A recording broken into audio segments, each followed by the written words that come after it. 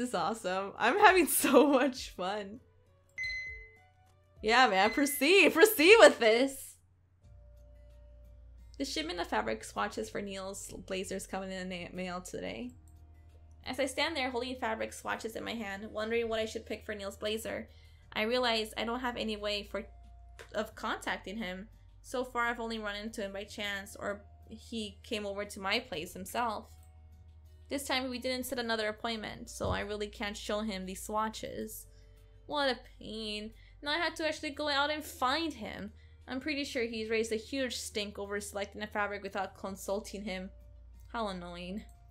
I guess I should just start looking at the hospital, ask around for him, see if he's there. Maybe I'll get lucky. With that in mind, I grabbed the swatches, placed the close sign on my door, and locked up the shop. There it is, Clanner's Medical Center, the one Neil seems to work at. The entrance seems a little daunting, considering I really have no business at the hospital. Still, I do need to find the man before he continues to stalk my store windows again. I gather my courage and step inside the hospital.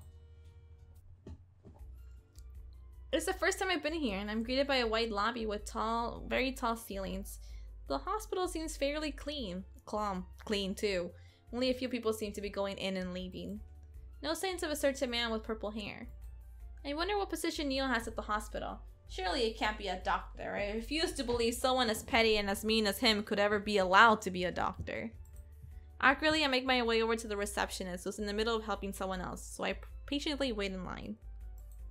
When it's my turn, the receptionist beckons me over. How may I help you today? Yes, I'm looking for Neil Forrester. Is he here by any chance? Maybe they won't tell me if he's here or not, or perhaps they're not even allowed to, but it's worth a shot. Mr. Forrester is currently present, but he's in a business meeting. Would you like me to leave a message behind? Hearing him, he's referred as Mr. Forrester, keeps me out. It doesn't suit him. Yes, could you tell him MeliZ booty? And when he noticed it, it's Neil's voice. I turn my head and see a group of businessmen walking out the elevator. Among them is Neil. Actually, never mind. Do not go! Oh god, don't go, Melly. Don't go! I say, removing myself away from the counter. I find myself quickly taking a seat near the window so that I can inconspicuously look at Neil, who decides to wait in the lobby with the other men and argue about something seemingly important. I'm not sure what they're talking about and can't understand what they're saying from here. He looks more dressed up than normal. His hair seems to be tidier. It's almost like he's a competent adult who doesn't have this nasty habit of running his foul mouth all the time. I'm intrigued and grossed out at the same time. The men continue to discuss amongst themselves until one by one they start to leave, with their briefcase in hand. The last one shakes Neil's hands and leaves as well. There's a really smug smile on Neil's face as he fixes his tie. I roll my eyes. He's probably so full of himself for closing some kind of deal right now. Maybe I should leave him now before he notices me and starts to brag about it. So I stand up from my chair, ready to escape. Oh. He looks so cute! Oh my god, what a fucking hairstyle I can do for a man. Melly? I cringe too late.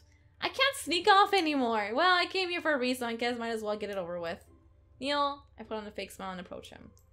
Neil runs a hand through his styled hair. He looks less smug now. And in fact, he's a bit sheepish. Caught off guard, perhaps.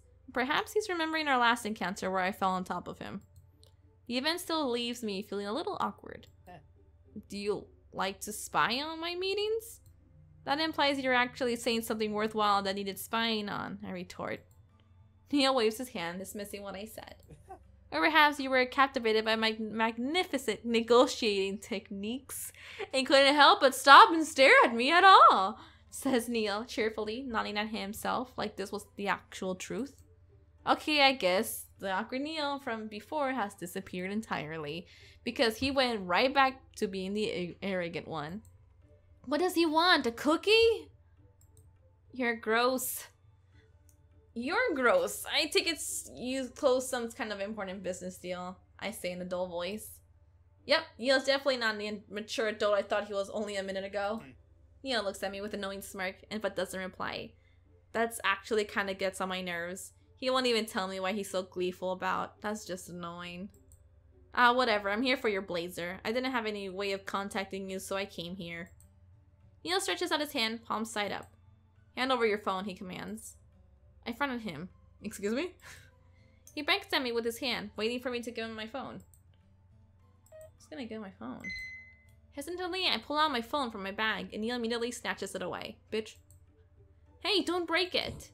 Neil snorts at it. Right, because you have lots of experience with that. My cheeks turn red, knowing he's right about that. What in the world kind of fossil is this, he says, looking at my phone with an incredulous expression. This is ancient. I'm surprised it still runs. I mean, it still has the buttons on it, like those senior mobile phones. If you can't use a phone with buttons, then you can hand it back, I bite out. In a few seconds, Neil enters something on my phone, then presents it back to me. I take it and notice he created a new contact. His own name, and presumably his phone number are written there. I narrow my eyes at him and quickly change his name to His Majesty in my contacts before hitting the phone back in my bag. Now you won't have to come and spy on me at work, he says arrogantly. Like I wanted to spy on him. Look, I've only wanted your opinion on these fabric swatches. I've got them with me, so hurry up and decide which one you want so I can finish your garment. I open my bag and show him this fellow samples of swatches I have with me. It's mostly just a lot of different variations of gray. Neil takes it and studies each sample with a pensive look. Now that he's all concentrated and stopped running off his mouth, he actually looks really mature again. I wonder how old Neil is. He seems to be in his mid-20s, I think, although when he's in the get-up, it looks serious. He looks like he's in his 30s. He's 30. I feel myself starting to be impressed by his looks, not having seen him this mature before. After a while, Neil notices that I've been staring at him. He looks up at the swatches. Quickly, I avert my eyes. A bit embarrassed, he caught me staring. Is this all you have? He says with an annoyed huff. All of the most expensive dark gray fabrics available to me, yes. Perhaps expensive is only relative to you. These don't feel all that expensive to me. I frown at him. Does he always critique everything? Well, if it's not your taste, then I try to grab the swatches back from him. Neil pulls it out of my reach with a little shake in his hands. He then pulls out one of the samples, a shady gray with thick texture, and holds it up in front of my face. He wants that one. You want that one, honey? You want that? This one will do. Why does he want me to make him this so badly? Surprised that he actually agreeing on one of the samples leaves me a bit stumped for words. Like, he didn't really have to get a suit from me, did he? Great. Now I can finish his blazer. Neil places a hand on his hip and hands me over to the swatches. Anything else you needed? He asked. Yeah. How old are you? It kind of flies right out of my mouth, and even Neil looks surprised at my question. I bite my lips hard and suddenly feel all flustered for voicing my thoughts. I didn't really want to say that out loud. Neil composes himself and simply gives a small huff. Regardless whether or not this information is relevant to the creation of a certain garment, I have to ask, is your memory broken? I simply blink at him, wondering what is going on. My memory? Seeing my confused face, you really don't remember. You asked me before when we were kids, he says in a soft voice. Oh right, memories. Suddenly I remember back when we were kids. I had asked him for his age and he had 8, which was a year older than me. That means present-day Neil must be 24 years old. Oh, I looked down on my hands in my lap and red face. Oh, that's all I can say. No, I guess I forgot until now. I'm surprised you still remember though. I don't forget things that are important to me. Neil fixes his tie. Aww! My eyes widen in surprise. If he's saying the memories he has of me are important, am I important? He thought you were a guy. That means I won't forget about my watch. Ugh. Of course it's about the watch. Is that everything you came to see me for? I'm quite busy. Yes, don't let me get you from going to meetings, whatever he does at the hospital. Have a nice day, Melly. Same. Bye! For once, an actual civilized conversation has taken place between us. I am almost bothered by it. I finally head home. And we are back at the store. I rack my brain trying to think of what I need to do still to get this blazer finished. I shouldn't take long now. I think I can get it fitted by the end of the week. So I decided to text Neil. Are you free on Saturday this week? It doesn't take long before I get an answer back. I have plans, but I can squeeze you in. Will you have the finished garment by then? His Majesty. It should be ready by then, so please reserve an hour from your time that day. Speaking of reservations, are you going to be busy next month? The fuck is he asking that for? I'm wondering why NIEL would ask me this. Maybe he's scheming something. It'll be October next month. I don't have anything planned yet. After that, NIEL stops texting me, and I'm left to wonder what he meant with that question. Ah well, it's just NIEL. Time to work on his blazer and get rid of him. You're not getting rid of him. He's gonna be a thorn on your side for quite a while. Proceed.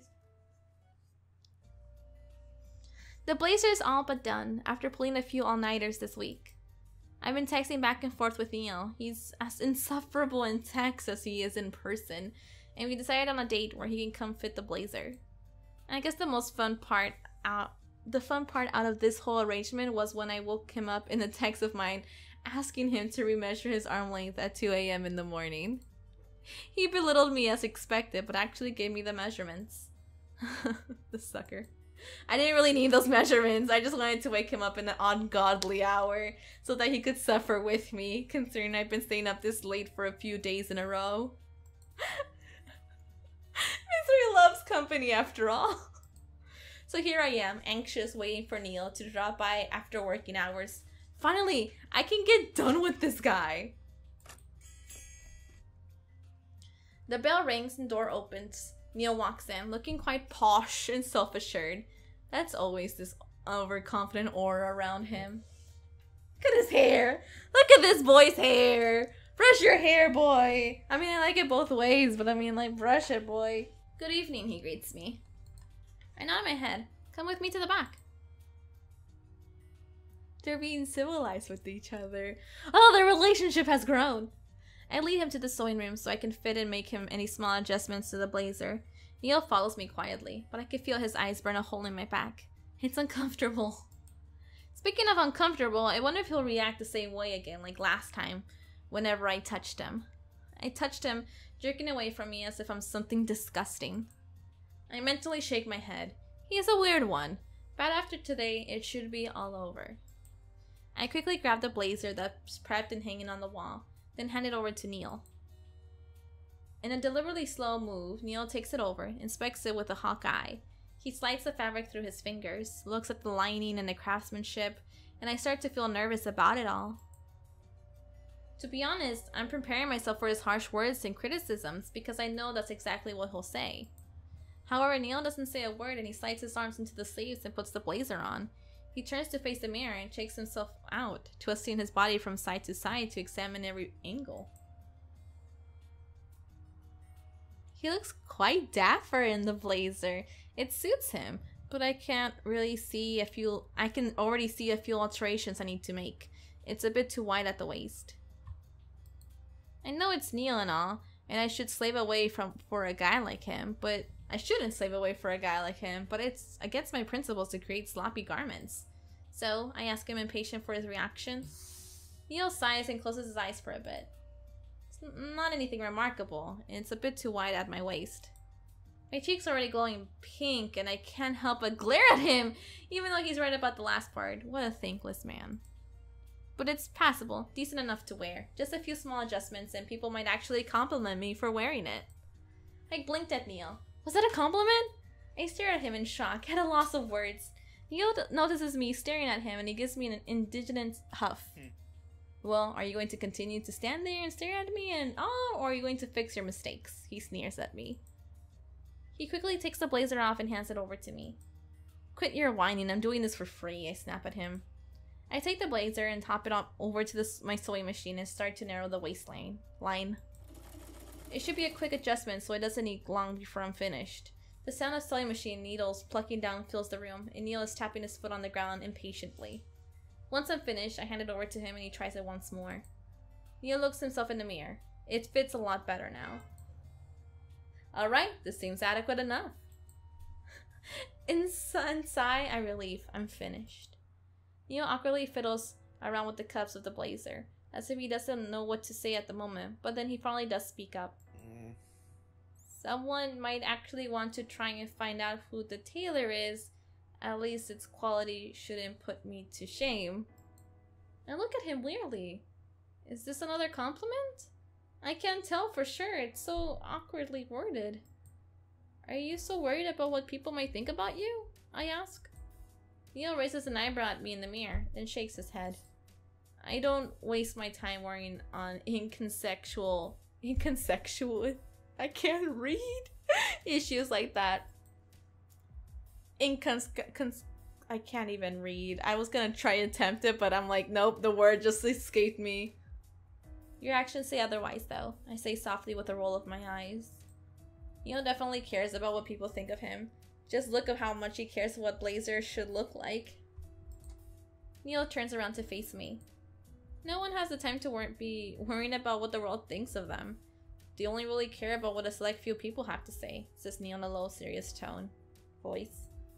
I'm a bit taken aback at his response, as it sounds mature and well thought out, and I hadn't expected that coming out of his mouth, of NIEL of all people. It actually makes me curious if he's had someone in mind when he said that, so I look at him with the curious eyes. I wonder who those people are. Does NIEL even have anyone he cares about? I guess his family, maybe. Does that mean you have a select few people whose opinions of you matter? NIEL's cheeks flush a little with pink. But he turns his back on me to continue inspecting himself in the mirror. He doesn't say anything. As NIEL is checking himself out in the mirror, he speaks up. You know, I'll be at a party next month. People will be wearing the most beautiful costumes from around the world.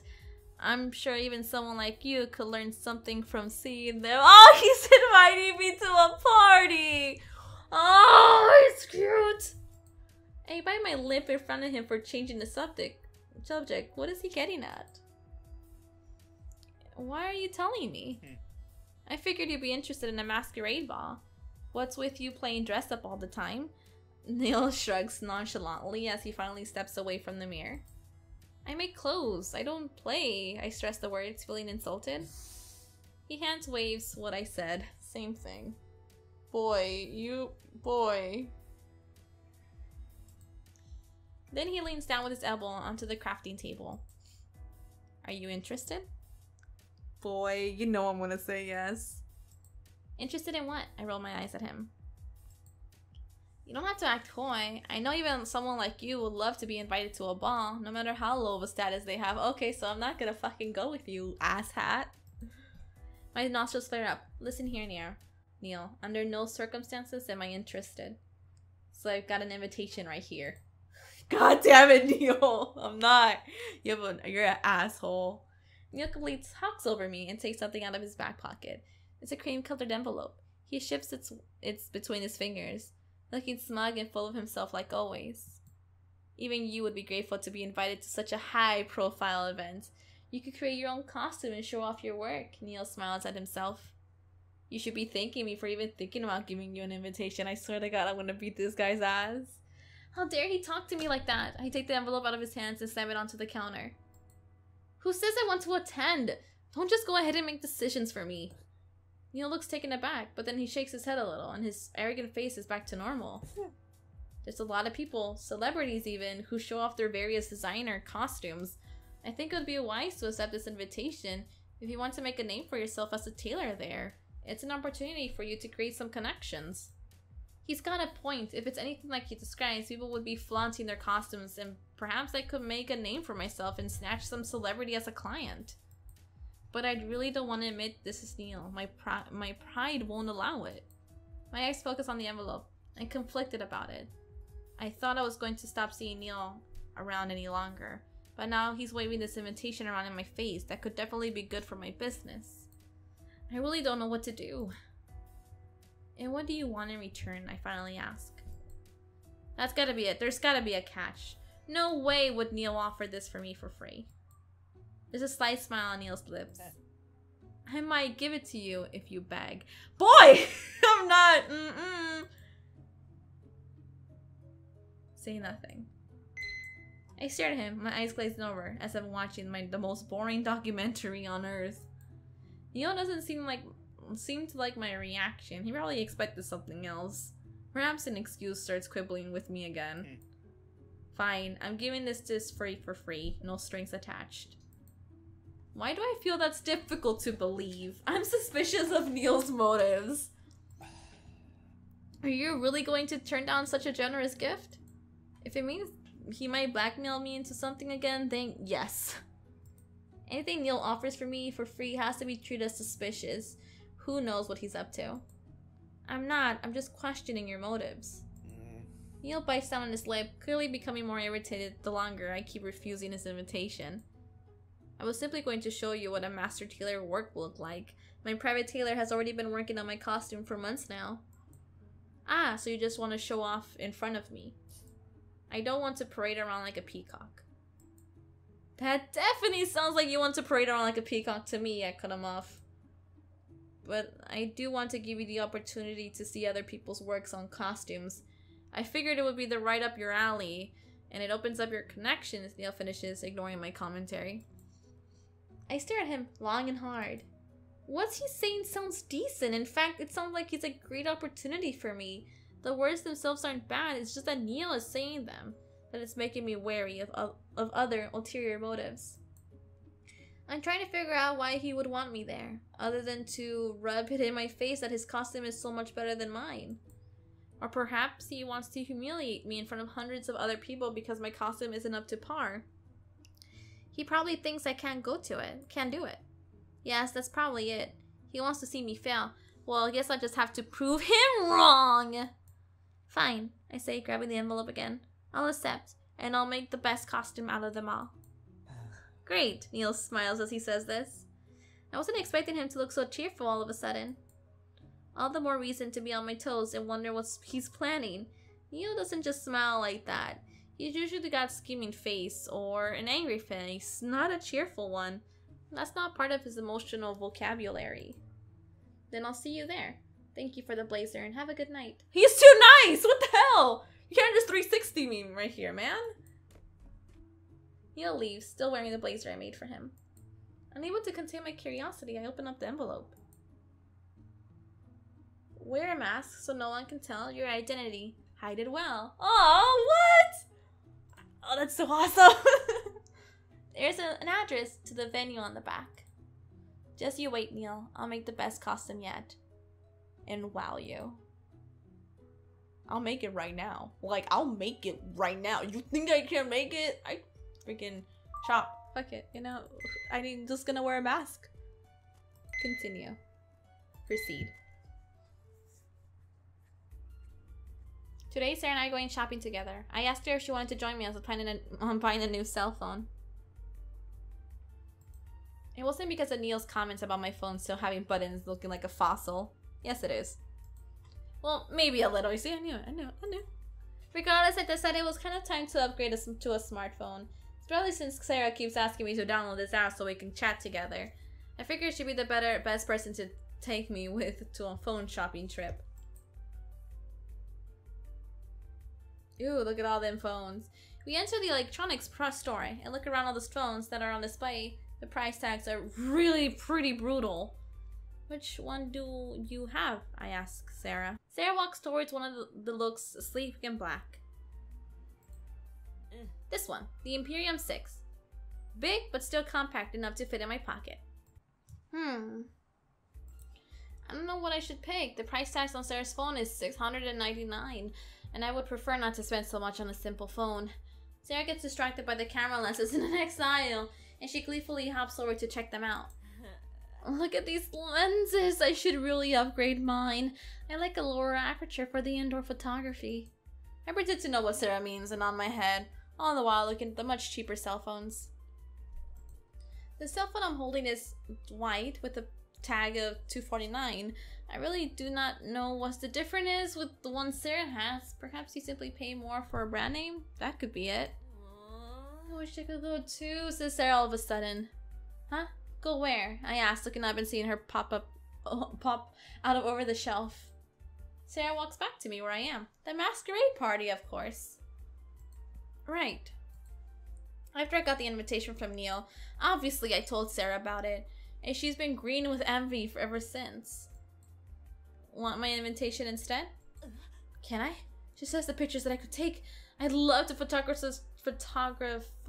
some of those costumes in the ballroom. I'm almost tempted to let Sarah go in my place, and she seems way more eager about the idea than me. Sorry, I'm only going there in hopes of finding some clients, I say dejectedly. NIEL's rich after all, and I'm sure he only mingles with rich people. I don't like to admit it, but he is right when he said it's a big opportunity for me. It could bump up my revenue. I know, says Sarah with a sigh. I can still dream. Have you decided what to wear yet? I'm wearing a mask and to say, like, I can't even decide on a cell phone, let alone a costume for a masquerade ball. Do Phantom of the Opera, it's my favorite. It's my favorite freaking play, theater, you know? And also movie is pretty good. But I guess I should be diligent and make something that wows people. I love to watch NIEL make him stand there, looking speechless at my craftsmanship.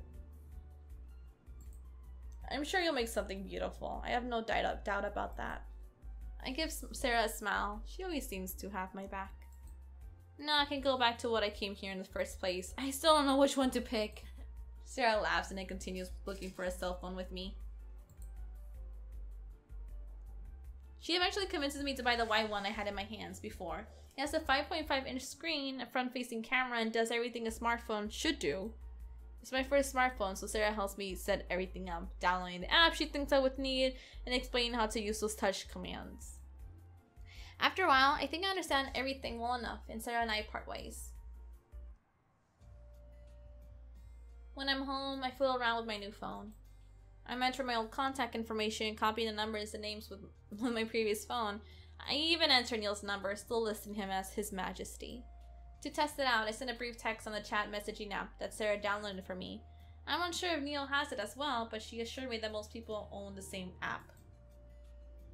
Got a smartphone now, you can't complain it's a fossil anymore. And I smirk at myself. NIEL isn't the only one with a fancy phone anymore. It's not the most expensive model that he probably has, but something.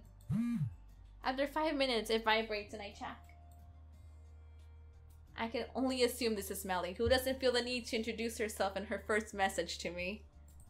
Yes, it's me. You're so smart for figuring that out. Want a pat on your back? A simple compliment would suffice. Good boy. I'm not a dog. Could have fooled me. He doesn't reply anymore after that, and I'm a little bit disappointed. It's a little bit more fun to rip someone when they reply back to you. I guess I should start working on my costume for the masquerade ball. You have an important request waiting for you in the client area. Please fulfill this request to unlock the next chapter. Okay. Clients. Oh, Jocelina. Oh. I don't have that. Hold on. Skirts? I don't have that. I'm gonna have to do a whole bunch of things. Okay. Oh god, fuck. Okay. We'll be back. No. Yes. Oh my god, finally. And then this one. There we go. Is this it? Can I go now? Yes, proceed. I'm wearing it. It's the day of the ball. I've been working long and hard on my dress. Its gold accents stitched on the black fabric was done with love and care. The dress looks and feels expensive, and I'm quite proud. I've outdone myself. Even the mask is looking fabulous with its flat feathers and Zycronian studs. NIEL will eat his words when he sees me. I just want to see that look in his face. We've been texting back and forth sometimes while I'm making the costume. He would brag about his costume being the best, and I would brag about my own progress, keeping him posted with a few texts here and there. Most of them were thinly veiled excuses to take a jab at each other. I didn't realize texting NIEL like this was going to be the pain I imagined it to be.